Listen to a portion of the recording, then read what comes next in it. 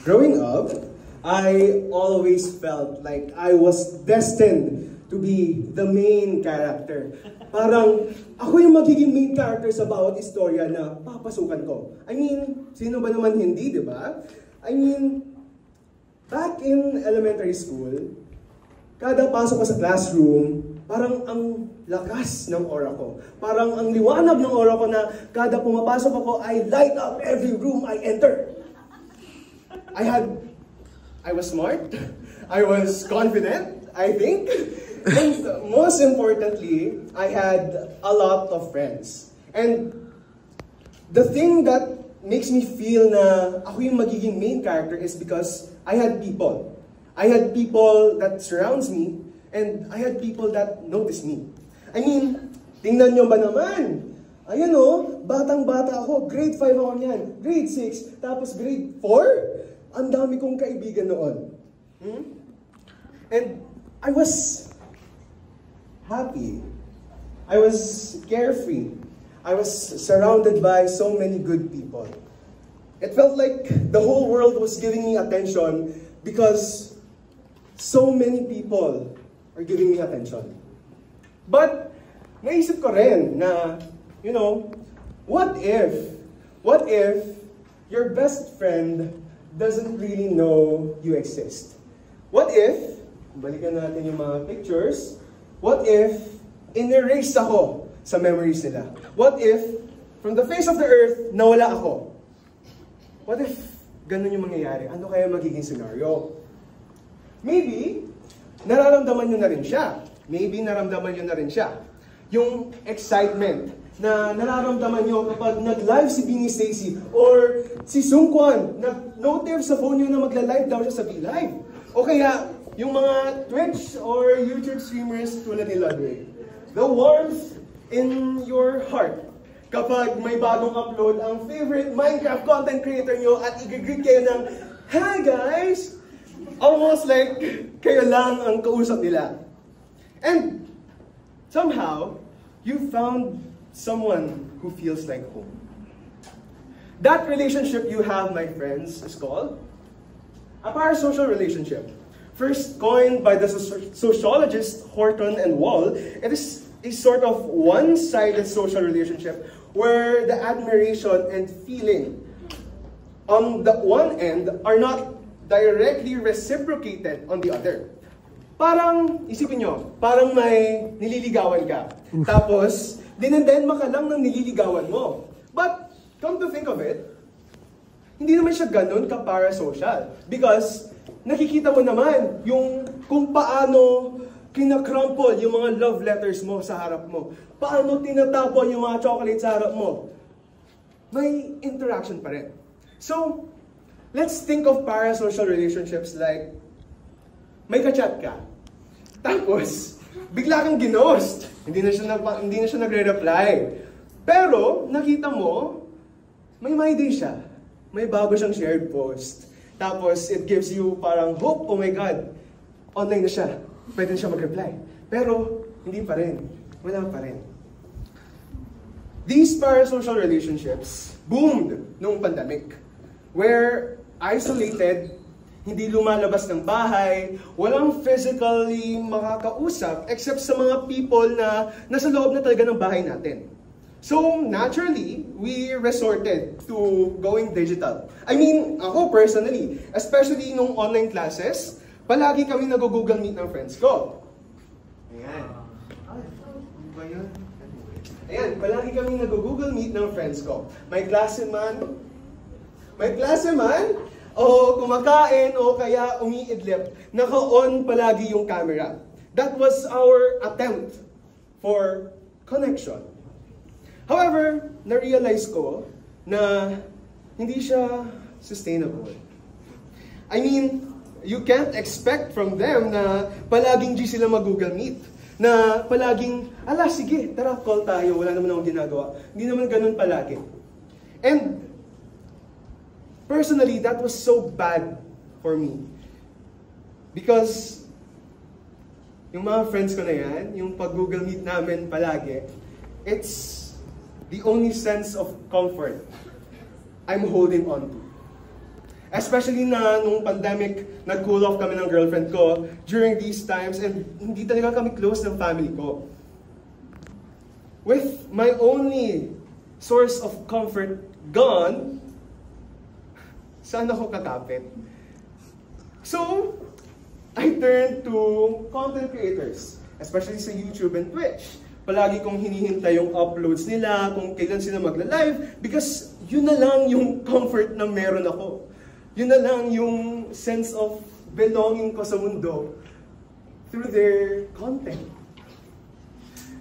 We turn to content creators not just for entertainment, but for the illusion of social interaction.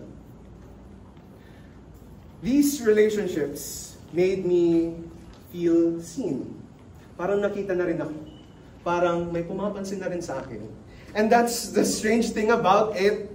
Sobrang laki ng mundo, but you're hanging on to this thread of understanding, this thread of comfort. Sa physics namin, kapag ganon kalaki yung comparison, sobrang laki ng mundo, tapos isang sinulid, i-measure mo yung mass, negligible na yung sinulid na yun. Oo, madali siyang ma-dismiss as hollow and artificial, but for me, it felt like the only thing that kept me going.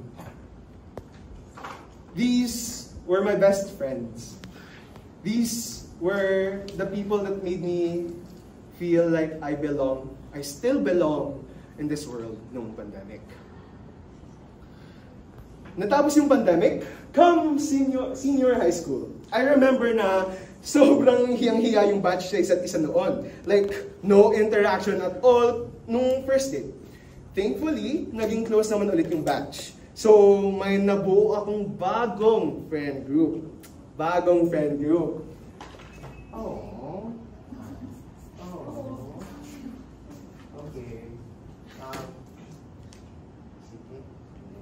Okay. May nabuo akong bagong friend group. Isipin nyo na may bago ang friend group. Isipin nyo na lang.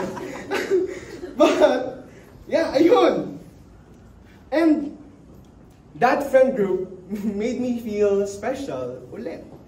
That friend group was something special for me, for the people, yung mga friends ko. Because we individually are special because we make each other special. And ayun yung parang kagandahan sa friend group namin noon. But, one day, I saw sa IG story ng isa kong kaibigan na may screenshot of a convo with my other friends. I thought, oh, baka hindi ko na nabasa to. Days after, naging inactive yung GC dapat namin. And nakita ko na lang ulit sa isang IG story na nag-Dokito Burger sila. Uso pa naman nun. But yeah, nakita ko sa IG story, bakit nag-Dokito Burger sila tapos wala ako? Tapos, another day, nakita kong nagba-volleyball sila. Another day, sa IG story, nakita kong pumunta sila sa Intramuros. I was so shocked! I was so shocked nung malaman ko nito. Because, I mean, kakagaling mo lang sa pandemic, tapos gagawin ka ng friend group mo, and you thought that your friend group was so special. I mean, playing these memories in my head is so traumatizing pa rin. And I'm trying to cope with that. I'm trying to cope na kaya lang pala nila akong usukin. Parang ganun. And with that, maybe, na-realize ko na maybe hanggang parasocial relationships na lang ako. Maybe physical social interactions aren't for me. Maybe I don't deserve love. Because if you all agree otherwise, why do I feel so lonely? Like, everyone stopped noticing me. Everyone stopped acknowledging my presence. Everyone stopped believing that I exist. So, bumalik ako sa best friends ko. they didn't know me, but they felt like they did. These parasocial relationships I have are, I believe, are not hollow because they fulfill something real for me. They made me feel seen and offered me comfort when no one else did. This is because I felt their empathy and I felt something familiar with them. But here's the thing, no, they don't talk. It still isn't sustainable because we cannot rely on these forever because walang interaction at all kung iisipin mo. Just one-sided palagi. That's why I believe that we have to do more than just hold on. We have to reach. We have to be brave and extend our arms out even if we are uncertain of the outcome. Because parasocial relationships only show us what we truly long for. Anyway, show us what we truly long for is to feel seen, to feel known, and to feel loved. It is through these parasocial relationships that I realized the value of genuine friendship. Yung pagkagulo ng mga tao, ang pagiging unpredictable nila, that's what makes them real for me. True connection isn't perfect, but I believe it is shared. Growing up, I thought being the main character meant having people always paying attention to you.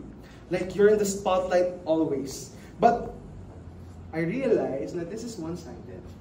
And through these parasocial relationships, it guided me to what a relationship truly is. Now, I know what it's about giving your attention to others too. Relationships aren't about being seen.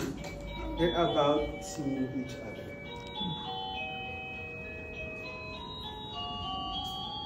And, since nagugulang na ako sa time, may mga letters akong pinasulat sa inyo. Right? To me. WFY, sorry sa mga bisita. WFY, this is my love letter to you. If you carefully think about it, yung classroom setup natin is set up for a parasocial relationship. The power dynamics we have forces a one-way relationship. We are forced to know Sir Mark, but it is difficult for Sir to know everyone else in as much depth as we know Sir. You are all forced to know me, but I cannot know all of you. And so, in order to break the confines of this kind of relationship, again, we must reach. We must be brave, and we must not wait anymore. Because I know I am loved. Because you guys, WFY, exists. And you all are full of love. But love far greater than mine awaits all of you. So, what if your best friend doesn't know you exist? Maybe that's your cue to go out there, be vulnerable, and let yourself be. Thank you.